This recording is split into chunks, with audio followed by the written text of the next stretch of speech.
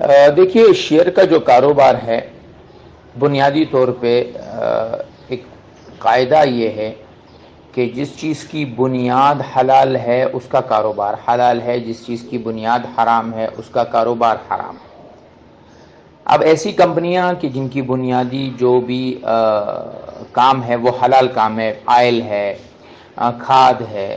دوسری جتنی بھی کمپنیز ہیں جہاں پر ایک حلال کام ہوتا ہے تو ان کے شیئر کو خریدنا اور بیچنا یہ بھی حلال ہے۔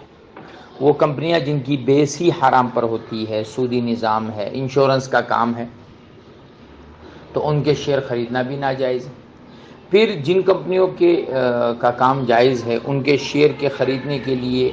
یہ شرط ضروری ہے کہ جو چیز آپ خرید رہے ہیں وہ آپ کے قبضے میں آ جائے،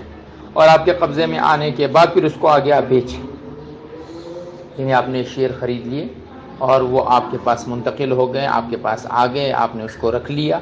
اس کے بعد پھر آپ اس کو بیچیں۔ لیکن یہ جو معاملات ہیں کہ 10 منٹ 5 منٹ 50 منٹ گھنٹے کے بعد آپ نے شیئر اٹھائے اور شیئر کو آگے بیچ دیا، حقیقتاً ہوتا کچھ نہیں ہے، صرف ہوائی سودے ہوتے ہیں، تو پھر یہی ہوگا کہ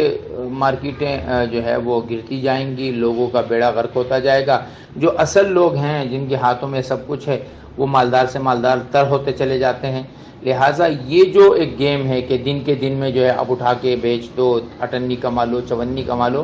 یہ معاملات درست نہیں ہے۔